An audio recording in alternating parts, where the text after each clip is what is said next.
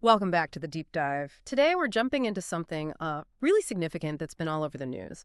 We're talking about international support for Ukraine, how it's shifting, how it's evolving.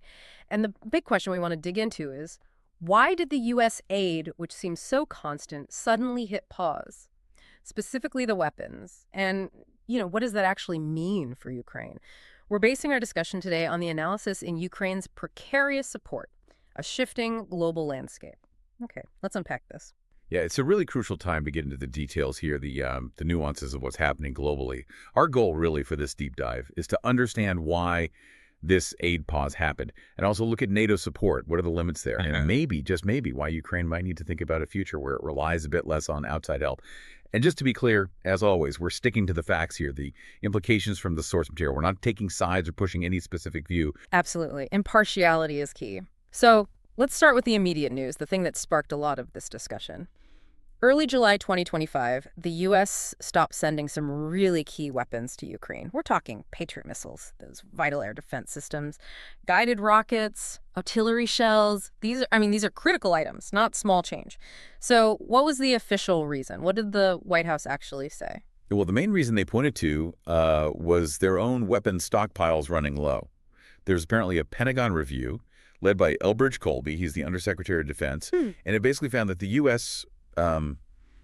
Doesn't have enough of these particular weapons right now. Enough to send and kit for themselves, you mean? Exactly, without, risking their own defense readiness. Anna Kelly, the White House spokesperson, she put it pretty bluntly, said the decision was about putting America first after looking at all their commitments around the world. And you have to remember the context. Since 2022, the U.S. has sent a massive amount of military aid, over, $76.6 billion? Yeah. Yeah. Systems like Patriot, HIMARS, those rocket systems, javelins for tanks. Yeah. Giving away that much, well, it naturally depletes your own stocks, especially for things like the Patriot missiles. They are incredibly complex. They take years to manufacture. Some years, right. So it's not just what they have on the shelf now. It's the whole production pipeline behind it. That's a huge factor. A huge factor, absolutely. And it highlights, that even for a superpower, the military-industrial side has limits. But it's not just about the stock levels. Okay. What else? There seems to be a broader shift happening in U.S. goals. Under President Trump, the focus is reportedly moving more towards America's own needs and other global threats. China, notably. Right. The Pacific focus. Exactly. The Pentagon wants to be prepared for potential issues there, which means they need to keep enough weapons at home. Plus, you've got figures like Vice President J.D. Vance openly questioning sending so much aid to Ukraine, pointing out, that Ukraine isn't a NATO member. So its capacity and strategy shifting under the administration. Did this pause also feel like maybe a political move, like trying to push for negotiations or something? That's definitely being discussed. It's possible. Some see it as maybe a tactic by the Trump administration to sort of nudge Ukraine and Russia towards talking about a ceasefire. Remember back in March 2025, there was that short, complete stop in U.S. military aid? I do, yeah, after that tense call between Trump and Zelensky. Right, and that pause ended when ceasefire talks started up again. So this new pause, even though it's more specific weapons, it might suggest, deeper concerns or maybe a similar goal. And there's definitely a feeling among some U.S. leaders, especially Republicans, that it's time to focus on problems at home, not these long foreign wars. And tying back to what you said about manufacturing times, those Patriot missiles taking years, Yep. Is the U.S. just physically unable to make enough fast enough, even if they wanted to? That's pretty much the fourth key piece here. Yes, production problems. The U.S. defense industry is struggling, frankly, to speed up production enough to meet Ukraine's immediate needs and its own long-term strategic needs. Like we said, Patriots take over 2 years. You've got complex supply chains. You need these long-term manufacturing deals locked in. So, yeah, even if the political will was 100% there, the industrial capacity just isn't quite matching the demand right now. It really sounds like a convergence of issues then. Supply chains, politics, domestic focus, industrial limits. And for Ukraine, wow, the immediate worry must be immense. Any delay in getting things like air defense, that leaves them very exposed, doesn't it? Vulnerable to Russian attacks from the air on the ground. It's incredibly worrying for them, yes. But while the U.S. situation is a major concern, we shouldn't forget NATO's role. Here's where it gets really interesting. NATO has stepped up with significant support. They've got this structure, NSA2, NATO security assistance, and training for Ukraine. And the numbers are big. They pledged 50 billion euros in 2024. Another $35 billion promised for 2025. And remember, that Washington summit in 2024. Yeah, they talked about Ukraine's path to NATO being irreversible. Exactly. And pledged 40 billion euros a year in long-term help. So the commitment, on paper, looks strong. But, and this is a big, but NATO's support has real limits. Ukraine probably can't count on it filling all the gaps forever. That's the million-dollar question, isn't it? If the U.S. steps back, especially on these high-tech systems, can Europe and the other NATO allies actually fill that void?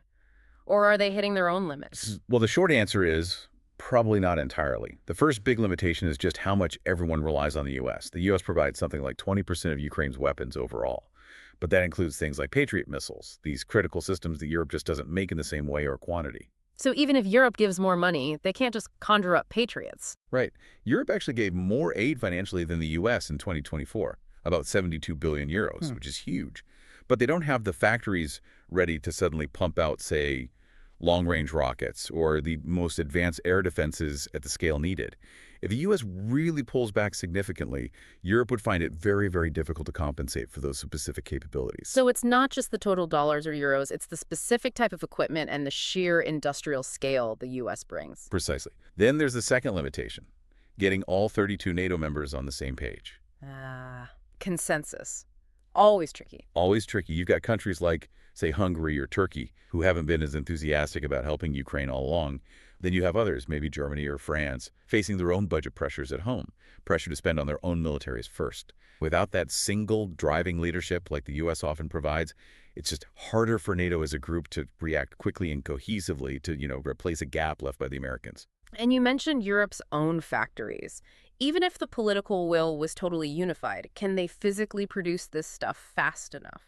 That leads right into the third limitation, Europe's own production and supply challenges. Their factories often can't produce the most advanced systems very quickly or in large numbers.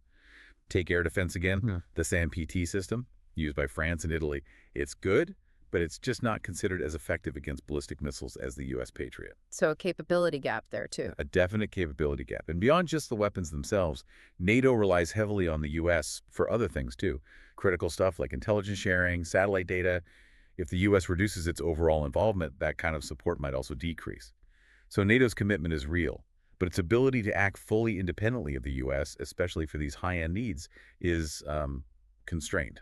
Okay, so we have the U.S. pause driven by stockpiles and politics, and NATO facing its own set of limitations. Looking bigger picture now, are there other, maybe more fundamental reasons why Ukraine shouldn't expect this kind of massive open-ended support to just continue indefinitely? Yes, I think there are broader trends at play. One is simply war fatigue. The conflict has gone on for years now. In some Western countries, you definitely sense this fatigue setting in. People getting tired of the headlines, the cost. Exactly. Especially the cost. In the U.S., you hear it quite a lot. People questioning why billions are going to Ukraine when there are problems at home. You see it online, posts on X, for example. People saying, focus on America first, not foreign wars.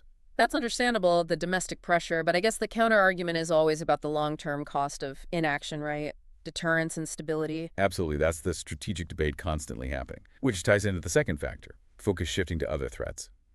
The U.S. and NATO, too, they're increasingly having to pay attention to other big global issues. China's growing influence is a major one, Iran's nuclear ambitions. With limited resources and attention spans, Ukraine inevitably becomes, well, maybe less of the sole top priority it was initially. Especially now that Russia made some gains in 2024, suggesting this could be a really long, drawn-out conflict. A frozen conflict scenario, maybe? Potentially. And there's a dangerous side effect here, too. If the U.S. visibly reduces aid, does that embolden Russia's allies? China, North Korea, make them think they can be more aggressive. That's a really sobering thought, the ripple effects. Yeah. But let's flip it slightly. Ukraine itself hasn't just been waiting for aid. They've been building up their own capabilities, right? Especially with drones. Yes, and that's factor 3. Ukraine's own efforts are really impressive.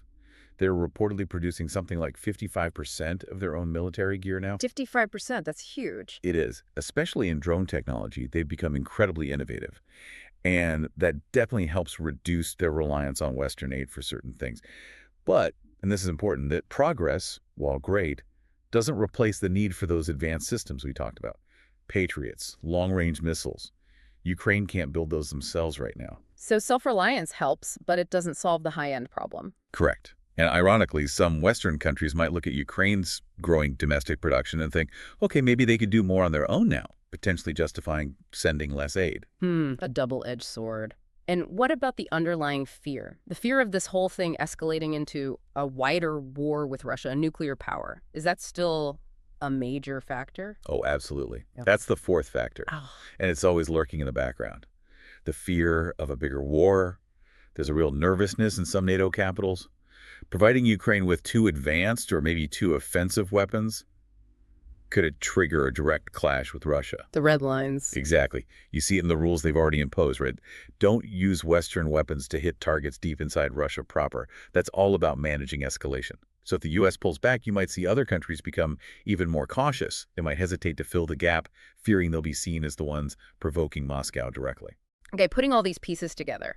The U.S. aid pause, NATO's limits, war fatigue, other threats, escalation fears. What does this actually mean for Ukraine right now and going forward? What's the real impact on the ground? Well, the immediate impact of this U.S. aid pause, especially on things like air defense, is critical, profoundly critical. Ukraine depends so heavily on those U.S. systems like Patriot to protect its cities, its infrastructure, from Russian missiles and drones. Any delay means, quite possibly, more civilian casualties, weakened front lines. Ukraine's foreign minister, Andrei Sybiha, he basically said it outright. They need steady, reliable air defense supplies. It's fundamental. The vulnerability is immediate and potentially devastating. It really is. This raises an important question, though. Which is? What are Ukraine's options now? How do they adapt? They've shown incredible resilience so far. True. So what does that look like? Well, first, European support becomes even more vital. Countries like Germany, France, the UK, they've pledged more help, and Ukraine will be relying on that heavily. Second, they'll double down on what they can control their domestic production, especially those drones we mentioned. And third, continuing their smart, adaptive tactics on the battlefield. They've been very good at that. But, and we have to end on this note, despite all that resilience, all those efforts, losing a significant chunk of U.S. aid, especially those unique high-end weapons, that would be incredibly damaging. Right now, no other country or group of countries can fully replace what the U.S. provides in terms of both volume and specific technology. So what does this all mean? If we boil it down, the key takeaway from this deep dive seems to be that the U.S. pausing weapons shipments in July 2025, driven by low stocks, shifting priorities, politics, it's a major signal. A signal that Western support, however strong it has been, isn't necessarily guaranteed forever or at the same level. Exactly. And while NATO is still committed, it has its own real-world limitations. Production issues, different goals among members, that continued reliance on certain U.S. capabilities. They can't just seamlessly pick up all the slack. Which means for Ukraine. It means Ukraine really has to plan strategically for a future where that outside help might fluctuate. It might not always be there in the same way. That points towards needing even greater self-reliance in weapons production, working closely with European partners, and just navigating this incredibly complex, shifting global picture. A really complex, evolving situation with huge stakes, and maybe a final thought for you, our listener, to ponder. How might this shift in how aid is given or maybe withheld change modern warfare itself? What does it tell us about that balance between a nation's own interests and supporting allies in this messy, multipolar world we live in? Lots to think about there. Thank you for joining us for this deep dive. We hope you'll keep digging into these crucial topics. Until next time.